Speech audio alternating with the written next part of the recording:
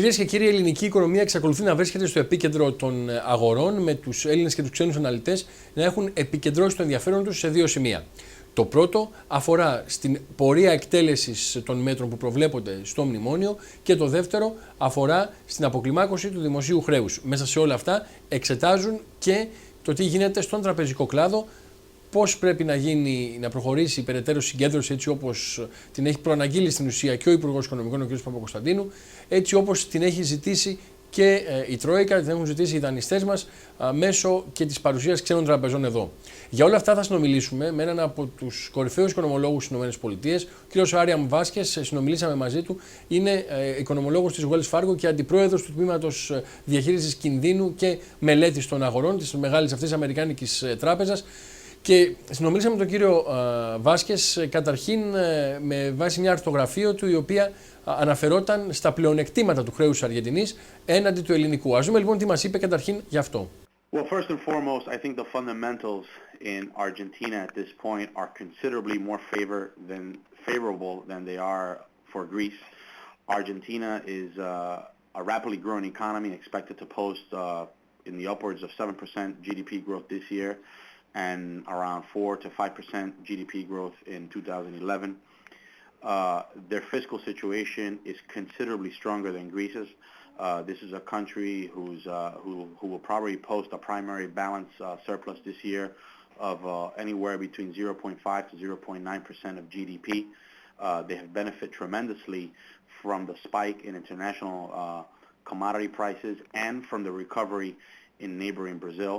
The Greek situation is particularly alarming because it's an economy that is stagnating, and it's expected to remain in negative growth numbers not only for 2010 but also for 2011. Their fiscal situation, we all know about, is particularly alarming at this point, despite the progress that we've seen by the administration in this initial phase of the fiscal austerity program implementation. I think the outlook remains quite dubious as to how sustainable this fiscal adjustment process will be. This is a country with a very burdensome public debt to GDP profile. And on top of that, the external situation in the external liquidity position of Greece is also particularly weak. And lastly, I would cite the fact that the policy flexibility of Greece compared to an Argentina, for example, is considerably more restrictive. The Greek economy is particularly tied to the euro, thus they can't engineer a devaluation of the currency in order to boost exports and to raise the competitiveness of the economy. Την ώρα πάντως που πολιτικές δηλώσεις από τις Βρυξέλλες και από όλη την Ευρωζώνη προσπαθούν να δημιουργήσουν ένα θετικό κλίμα σε ό,τι αφορά την πορεία εκτέλεσης του μνημονίου, οι αγορές παραμένουν δύσπιστες και παραμένουν δύσπιστες σε ό,τι αφορά την επίτευξη των στόχων από πλευράς ελληνικής κυβέρνησης. Ρωτήσαμε λοιπόν και ζητήσαμε την γνώμη του κυρίου Βάσκες για ποιο λόγο λοιπόν οι αγορές εξακολουθούν να εκφράζουν αυτή τη δυσπιστία. This market volatility that we're seeing today, and it will obviously impact a country like Greece where there is a high degree of uncertainty. At this point in the game, you have heightened concerns regarding the pace of the global recovery, particularly a more subdued growth prospects in the EU. On top of that, you have the underlying sovereign risk pressures across the EU. So obviously, this type of market volatility and the spike in rates will definitely impact a country as vulnerable as Greece. That said, I think the underlying macroeconomic imbalance with respect to Greece remains, and that is the principal factor underlying this uncertainty and this dubiousness and this apprehension as to how much progress the Greek government can implement in the coming years.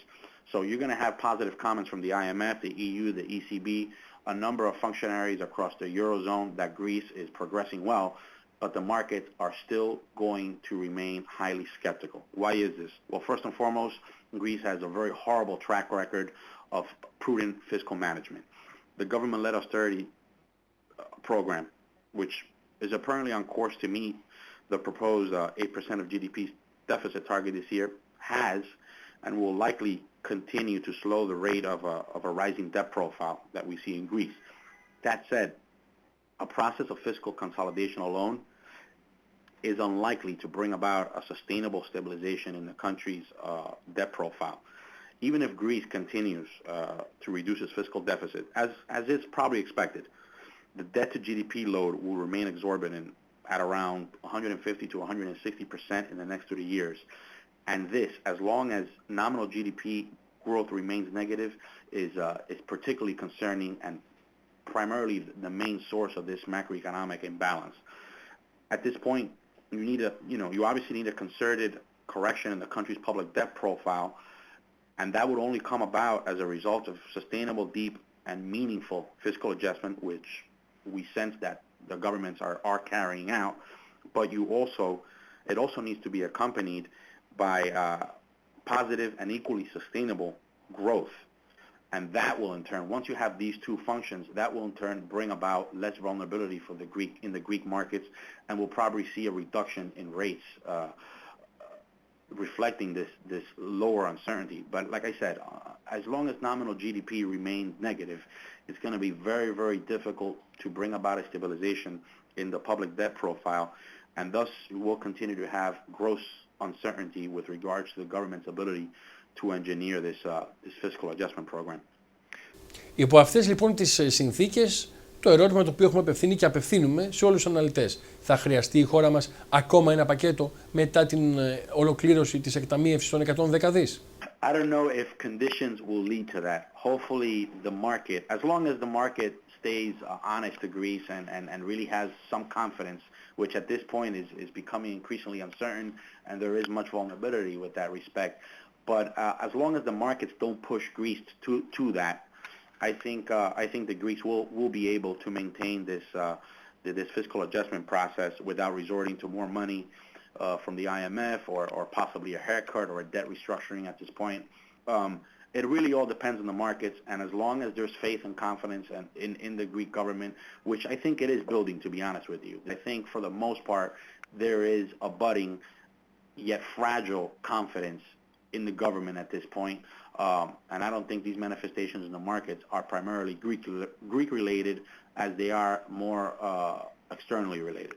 Σε όλο αυτό το περιβάλλον, λειτουργώντας σε όλο αυτό το περιβάλλον, οι ελληνικές τράπεζες έχουν επηρεαστεί. Το ζητούμενο λοιπόν είναι πόσο θα συνεχίσουν να επηρεάζονται και με ποιο τρόπο. Και αν φυσικά οι συγχωνεύσεις και η συγκέντρωση του τραπεζικού κλάδου θα αποτελέσει λύση στο πρόβλημα της ρευστότητας.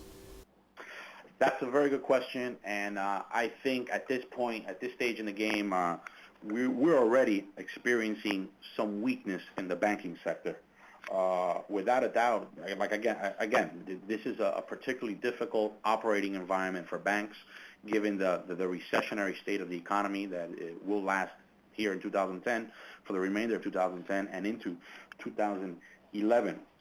But the situation in the banking sector at this point is seemingly unfavorable, to be honest with you.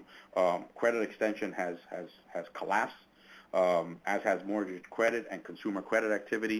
We're seeing rising NPLs already. Asset quality weakness is becoming more entrenched, and you still have this underlying liquidity concern. And thus you're seeing this push from the government to bring about greater consolidation within the banking sector, which I think is the right move at this point.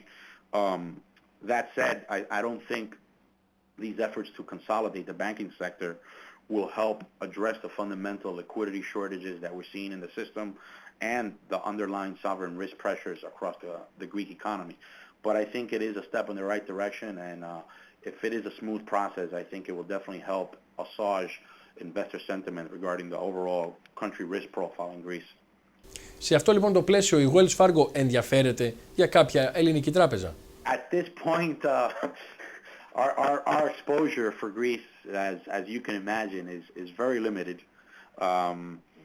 At this point, at this juncture in the stage of the recovery cycle, and again, this is I don't think it has to do much with the Greek banks' fundamentals per se, because I'm sure there are some well-managed banks within the Greek banking system, but I think it has certainly more to do with the overall risk associated with Greece as a country, the macroeconomic conditions primarily impinging on that outlook.